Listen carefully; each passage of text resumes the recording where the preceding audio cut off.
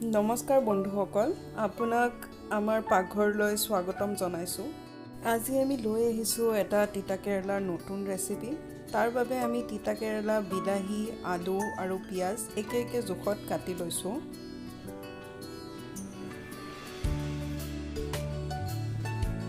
আৰু তাৰে লগতে আমি জলকীয়া আৰু কেইফুটামান নহৰু থেতেলিয়াই লৈছোঁ।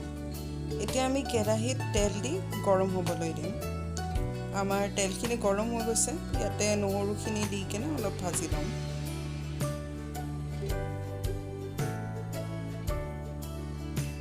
নহৰুখিনি ভাজা হওঁতে আমি অকণমান পাঁচফোৰণ দি দিছোঁ।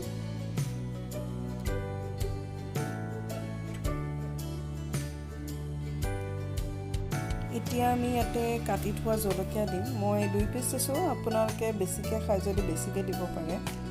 জলকীয়াখিনি অকণমান ভাজি ল'ম। এতিয়া আমি কাটি থোৱা চব্জিখিনি ঢালি দিম। এইখিনি ধুনীয়াকৈ ভাজি ল'ম।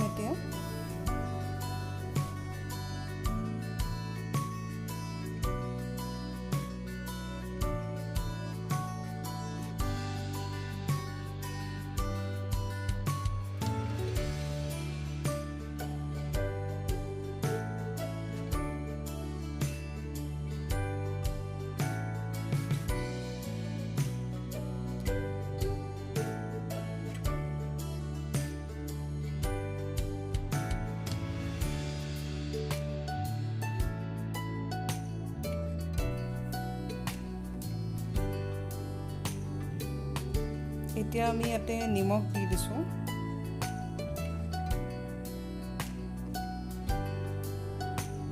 আৰু হালধিও দি দিলোঁ। এতিয়া ধুনীয়াকৈ এইখিনি মিক্স কৰি দিম।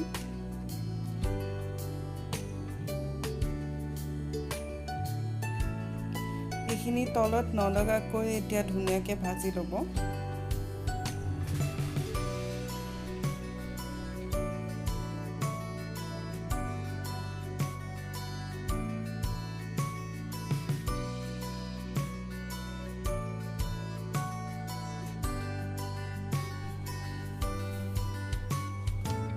এইখিনি আমি মিডিয়াম জুইতে ভাজিম। এতিয়া ভালদৰে সিজিবৰ কাৰণে আমি ঢাকনি দিছোঁ। মাজে মাজে ঢাকনি গুচাই কেনে লৰাই দিব, যাতে তলত লাগি নাযায়।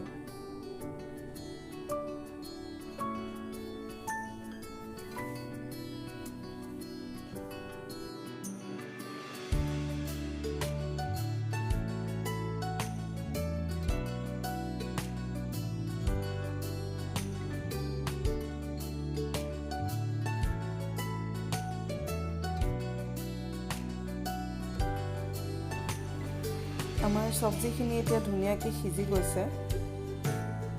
আমি ইয়াক এতিয়া চাৰ্ভ কৰিম।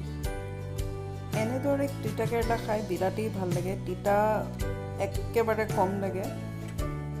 তিতা কেৰেলাটো জেনেৰেলি আমি শুকানকৈ ভাজি খোৱা যায়, কিন্তু আপুনি এই নতুন ৰেচিপিটো ট্ৰাই কৰি চাব আৰু আমাক জনাব খাই কেনেকুৱা লাগিলে।